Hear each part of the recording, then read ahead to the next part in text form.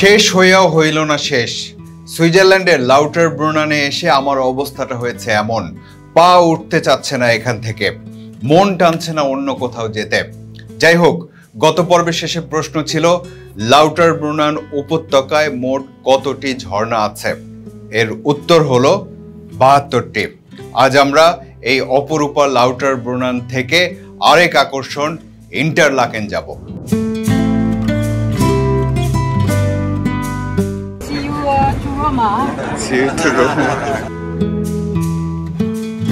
গত 2 দিন একসাথে থাকার পর অবশেষে বিদায়ের ক্ষণ এলো।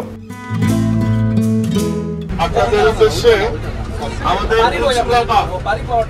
আমাদের কুলসুমাপা কিছু বলবেন আর কুলসুমাপা চলে যাবেন, আপনাদের কাছে বিদায় নেবেন। You can speak some French. Bangla, no problem. Bangla.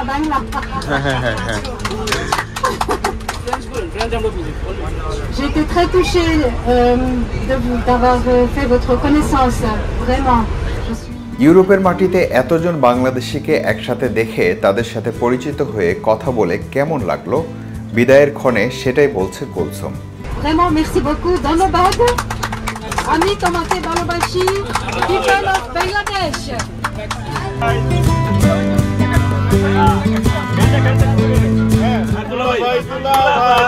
ও আমার দুলাভাই কি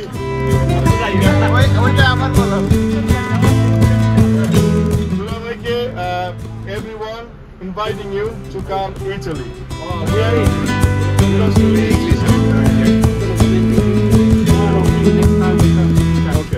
Thank you. Nice to see all you. Next time we go to Italy, we're going to make sure to come and visit each one of you. Thank you. Thank you. Bangla Dulabhai. Kulsum কি এই গাড়ি চালিয়ে বাংলাদেশে চলে যাবে? Okay. Tous mes amis du Bangladesh. লাউটারব্রুনানের চারিপাশে দেয়ালের মতো দাঁড়িয়ে থাকা সবুজ পাহাড়ের মাথার উপর ইয়াংফ্রাউ, সেই ইয়াংফ্রাউয়ের মাথার উপর বরফের টুপি। ভূস্বর্গ সুইজারল্যান্ডের আবার সেরা সুন্দর জায়গার একটিতে বসে আছে। অন্ধ্রের কাছে জানতে চায় এখানকার স্থানীয় বাসিন্দাদের সম্পর্কে। Actually, there's people who was living here from the beginning because they are born here even before the tourist expansion, and it was like farmer, and then at this point young people used to leave the place, but when the tourist boom appeared they came back, and they do actually live with most of them, but some of their houses are now sold or rent to tourists also, so it's mixed. It's the main income here is the tourism, but still some people live here and it's their house, it's their home, it's a born house, born town, and there's a mixed. এই লাউটারব্রুনানে এসে যদি মনের ক্ষুধা না মেটে তাহলে 1 বা 2 দিন থেকে যেতে পারেন। আশেপাশের পাহাড়ে চমৎকার 2টি গ্রাম আছে, একটার নাম মুরেন, আরেকটার নাম ওয়েঙ্গেন। সেগুলোর কোনো একটাতে থেকে উপর থেকে লাউটারব্রুনানের আরেক রকম রূপ আস্বাদন করতে পারবেন। Oh oui, c'était la première fois que j'ai vécu, j'ai eu une telle occasion de rencontrer les gens du Bangladesh en Suisse. Kulsum বলছিল সুইজারল্যান্ডের মতো জায়গায় এতজন বাংলাদেশি, বিশেষ করে ইতালি প্রবাসী বাংলাদেশিকে দেখতে পেরে খুব অবাক হয়েছে সে। এমনকি 1 বছর আগেও এমনটা তার চিন্তার মধ্যেও ছিল না। এটা তাকে খুব আবেগতাড়িত করেছে। Vraiment très émouvant, fantastique, et tout le monde nous a invités chez eux, on y a attendu, c'est un peu très chaleureux, très gentil, accueillant, vraiment c'était fantastique. You were emotional. Je suis très émue, oui, j'étais touchée, j'étais très émue, j'avais envie de pleurer, j'ai pleuré parce que ça m'a beaucoup touchée que ces gens montrent autant d'intérêt pour cette histoire, qu'ils ont trouvé que c'était une histoire vraiment incroyable. D'ailleurs, elle est incroyable. She cried actually about this, and she felt that all those people were so nice, so warmful with her, so welcoming her, and yeah, this sent her back in Bangladesh. প্রবাস কথার বিশেষ বহরকে বিদায় দিয়ে আমরা ভেবেছিলাম আমরাও তাদের সাথে ইন্টারলেকেন যাব, দুপুরের খাবার খাওয়ার জন্য, কিন্তু আমার কাছে মনে হয়েছে এত সুন্দর একটা জায়গায় এসে শুধু ছবি তুললাম তারপরে চলে গেলাম, বিষয়টা এরকম করা ঠিক নয়। সেজন্য আমি, ম্যারিওর এবং অন্দ্রে এখানে বসেছিলাম অনেকক্ষণ, সময়টাকে উপভোগ করেছি। আসলে কোনো একটা জায়গায় গিয়ে শুধু ছবি তুললাম, 10টা জায়গা দেখলাম, এরকম করে ভ্রমণ আমি করতে চাই না। এই সময়টা অসাধারণ সময় কেটেছে এবং এই লাউটারব্রুনান জায়গাটাকে একটু নিজের মতো করে অনুভব করার সুযোগটা আমি পেয়েছি। এখন আমরা অবশ্যই ইন্টারলাকেনের দিকে যাব, সেখানে লিটনকে নিয়ে আজকে প্রথমবারের মতো আমরা অন্দ্রেদের বাসায় যাব। লাউটারব্রুনান থেকে সত্যি সত্যি এবার চলে যাবার সময় এসেছে। এখানে অনেক কিছু করার ছিল, সময়ের স্বল্পতার কারণে সেগুলো করা হয়নি। যেমন ওয়েঙ্গেন বা মুরেনে একটা রাত থাকা হলো না। বরফের টুপি পরা ইয়াংফ্রাও নামের টপ অফ ইউরোপ যে জায়গাটা, সেখানে যাওয়া হলো না। এখানে অনেকগুলো ট্রেকিং বা হাইকিং এর ট্রেইল আছে, সেগুলো দিয়ে হাঁটা হলো না। এসব না হওয়া কাজগুলোকেও মনের মধ্যে যত্ন করে রাখলাম। তবে আপনি যদি কখনো লাউটারব্রুনানে আসতে চান তাহলে কয়েকটা তথ্য দিয়ে রাখি। কখন আসবেন? লাউটারব্রুনান ভ্রমণের সবচেয়ে ভালো সময় হলো মে-জুন মাসের দিকে। সেই সময় আবহাওয়া খুব ভালো থাকে, তখন পর্যটকদের ভিড়ও তুলনামূলকভাবে কম থাকে। গ্রীষ্মের সময়টাতে লাউটারব্রুনানে তাপমাত্রা সর্বোচ্চ 18 ডিগ্রি পর্যন্ত ওঠে। আর শীতে, বিশেষ করে জানুয়ারি মাসে, তাপমাত্রা -7 ডিগ্রি থেকে -12 ডিগ্রিতে নেমে যায়। লাউটারব্রুনানে সবচেয়ে গরম মাস হলো জুলাই মাস, আর যে মাসে আপনি দিনের আলো সবচেয়ে বেশি সময় পর্যন্ত পাবেন সেটা হলো আগস্ট। সেই হিসেবে বলা যায় আমরা আগস্ট মাসে ভ্রমণ করেছি জন্য দিনের আলোর সর্বোচ্চ ব্যবহারটাই করতে পেরেছি।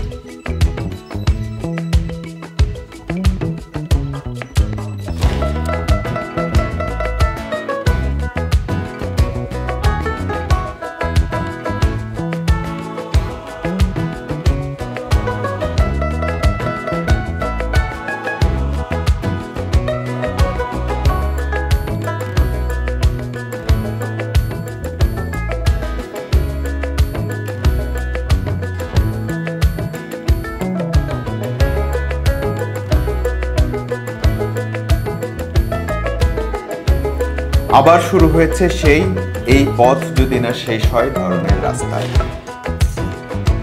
এই অংশে ঝর্ণা থেকে নেমে আসা পানিগুলো আরো কাছ দিয়ে বয়ে যাচ্ছে, কিন্তু এই বয়ে চলা পানি আসলে নদীর স্বীকৃতি পায়নি।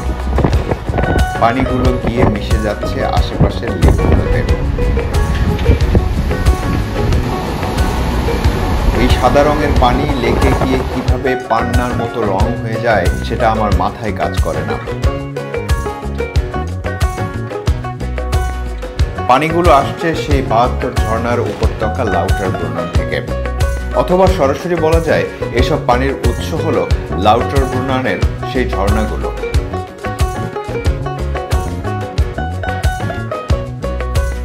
আজ আমরা একটা সঙ্গী পেয়েছি পথ দেখিয়ে নিয়ে যাওয়ার জন্য, অথবা বলা যায় সামনের দৃশ্যে প্রতিবন্ধকতা তৈরির জন্য।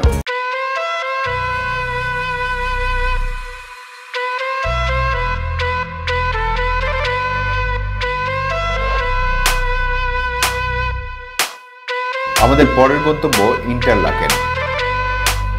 রাস্তার পাশে কৃষি খামার চোখে পড়ছে। এসব খামারে কোন ধরনের চাষ হয় বা কোন গবাদি পশু পালন হয় সেগুলো খুব কাছ থেকে দেখতেই হবে। লাউটারব্রুনান থেকে আমরা এখন যেখানে যাচ্ছি তার দূরত্ব মাত্র 13.2 কিলোমিটার।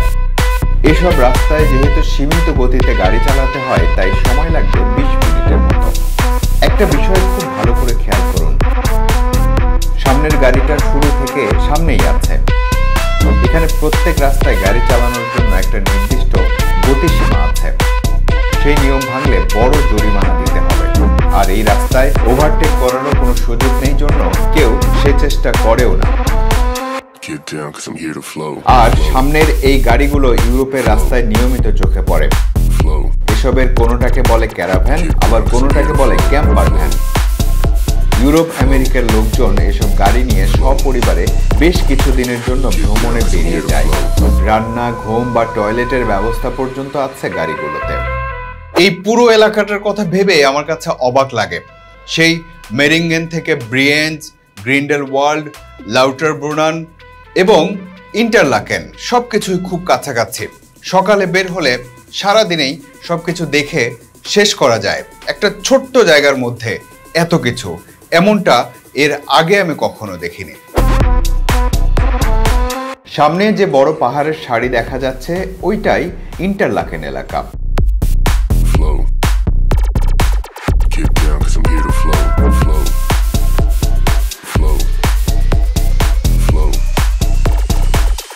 ইন্টারলাকেনের কাছাকাছি এসে আকাশের দিকে নজর গেল।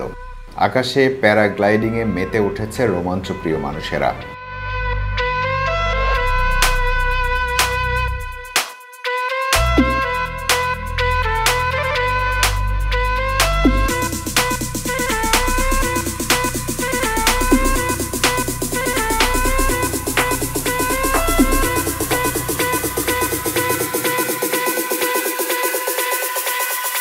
হ্যাঁ, আমরা ইন্টারলাকেনে চলে এসেছি।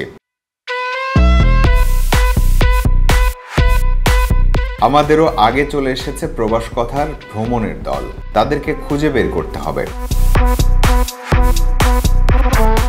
এই ইন্টারলাকেন পর্যটকদের কাছে খুবই আকর্ষণীয় একটা জায়গা। এটি ইন্টারলাকেন ওবেরহাসেল প্রশাসনিক জেলার অন্তর্গত পৌরসভা। আপনি এই সুইস আল্পস এলাকায় যে কোনো লেক বা পাহাড় ভ্রমণেই যান না কেন, মাঝখানে ইন্টারলাকেন পড়বে। এই কারণে সম্ভবত নামকরণ হয়েছে ইন্টারলাকেন।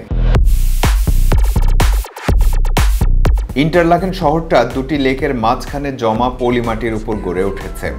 এর পূর্বে আছে লেক ব্রিয়েঞ্জ আর পশ্চিমে আছে লেক থোন। মাঝখান দিয়ে একটা নদী গেছে, তার নাম আর নদী।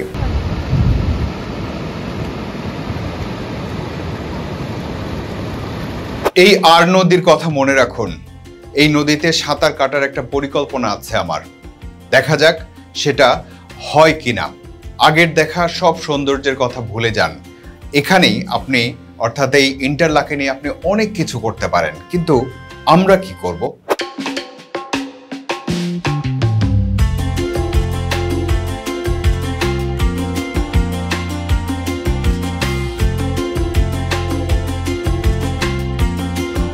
ইন্টারলাকেন যে পলিমাটির উপর গড়ে উঠেছে তার নাম বোদেলি। লেক থোন আর লেক ব্রিয়েঞ্জের জেহবার মতো বোঝায় বোদেলি দ্বারা। এই বোদেলি নামের ভূমির মাঝখান দিয়ে বয়ে গেছে আর নদী। আমরা চোখের সামনে সেই নদীর উপর স্থাপিত স্লুইস গেট দেখতে পাচ্ছি।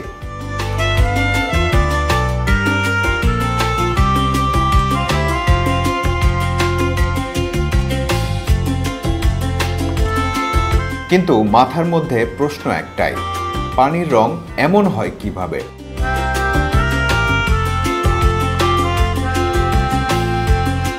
এই প্রশ্নের উত্তর খুঁজতে গিয়ে জানতে পারলাম, পানিগুলো যখন পাহাড় থেকে নেমে আসে তখন সাথে করে খুবই ক্ষুদ্র ক্ষুদ্র খনিজ পদার্থ বহন করে আনে।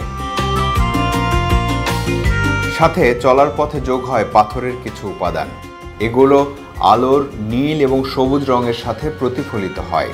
তার ফলে এসব লেকের পানি এমন পান্নার মতো ফিরোজা রং ধারণ করে।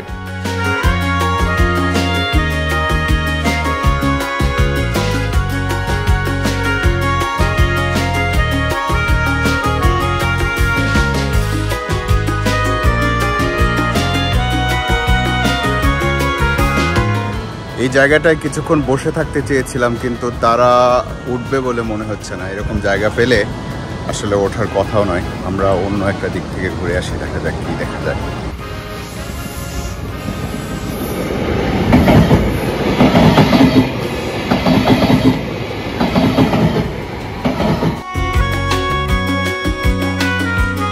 ইতালি থেকে আসা দলটি চলে গেছে ইন্টারলাকেনের অন্যতম সেরা আকর্ষণ হার্ডার খুম দেখতে।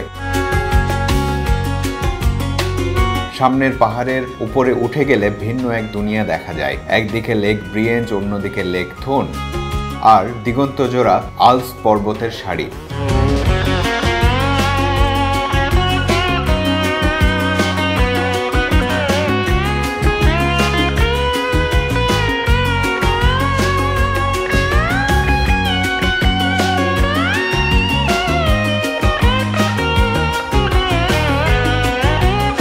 পাহাড়ের উপর উঠে যাওয়ারও সুব্যবস্থা আছে, কিন্তু আমি আর এত কিছু দেখতে চাই না, সুন্দরের বদ হজম করতে চাই না আমি। তাই সিদ্ধান্ত নিয়েছি এই আর নদীর পাড়ে কিছুটা সময় রিল্যাক্স করব। পান্নার মতো এই ফিরোজা রঙের পানির নদী আর কোথায় পাবো? আমরা কিন্তু লাউটারব্রুনানেই প্রবাস কথার দলটির কাছ থেকে বিদায় নিয়েছি। সেই হিসেবে ইন্টারলাকেন আসার উদ্দেশ্য সুন্দর জায়গা দেখা নয়, বরং তাদের সাথে লিটনের কাজ শেষ হলে তাকে সঙ্গে নেয়া, কারণ আমি লিটনকে সাথে নিয়েই কুলসুমদের বাসায় যেতে চাই।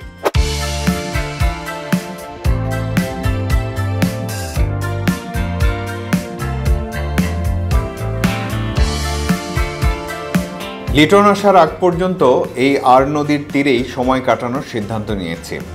গত 5 দিন ধরে টানা চলার কারণে কুলসুম আর অন্দ্রেও কিছুটা ক্লান্ত হয়ে পড়েছে, যদিও তারা প্রকাশ করছে না।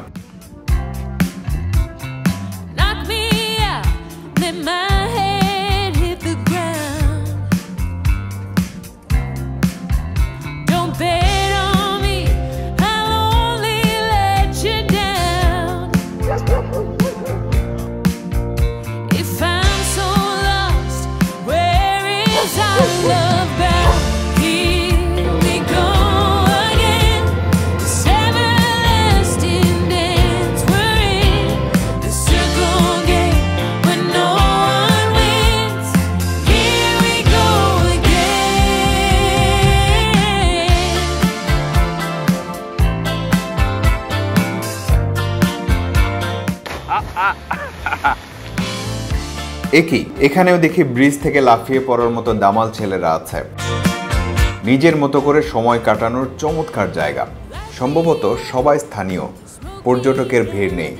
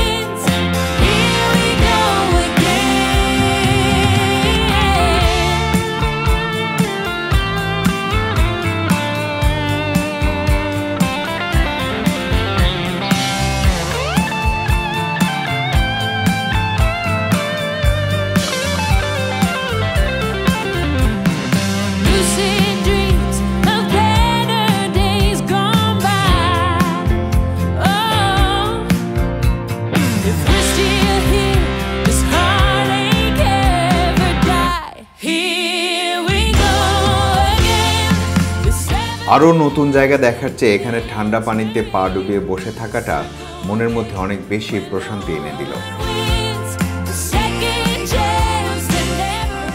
শান্তি লাগছে, এত কিছু দেখে অবস্থা খারাপ। এত কিছু দেখা যায় একটু শান্তি করে।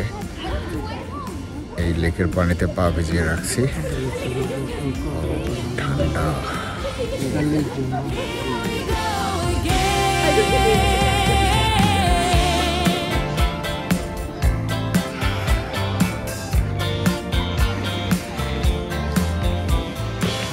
হাঁটতে হাঁটতে দেখেন পা ছিলে গেছে, কি অবস্থা।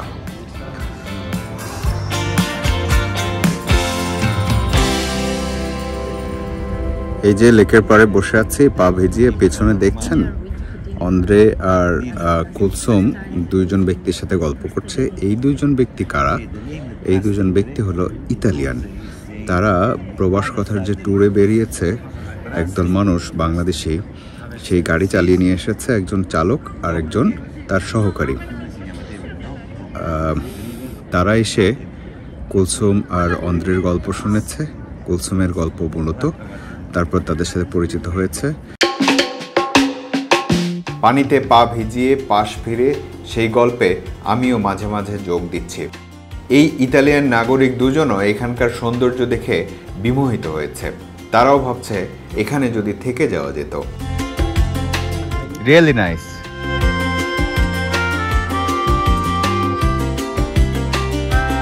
ওরাও এই দেশে থেকে যেতে চাচ্ছে, আর আমাদের কেমন মনে হতে পারে বুঝতেই পারছেন। আমি অবশ্য থেকে যেতে চাই না।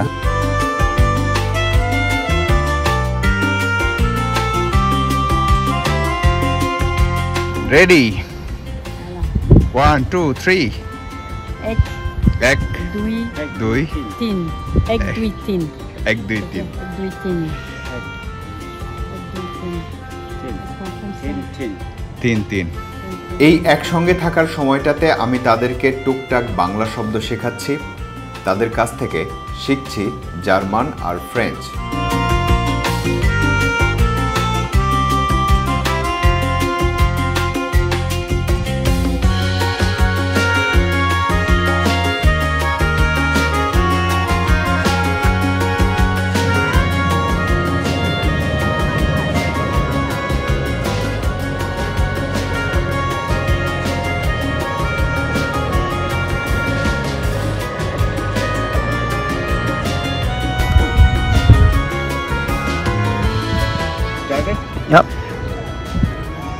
আজকের এই জায়গাটার ফাইনালি যে অবস্থা দাঁড়ালো, যে দেখলাম কিন্তু দেখলাম না।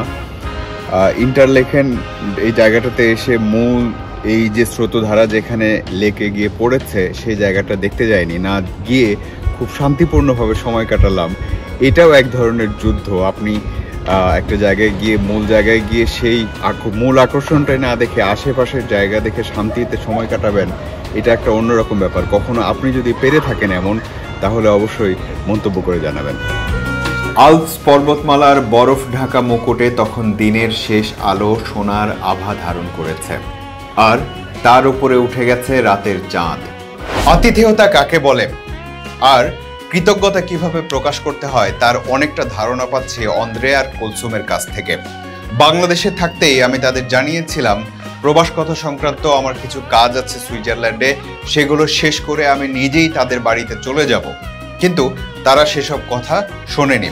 যেদিন আমি সুইজারল্যান্ডে ল্যান্ড করেছি সেদিন এয়ারপোর্টে পৌঁছেছে, তারপর থেকে একেবারে ছায়ার মতো লেগে আছে আমার সাথে।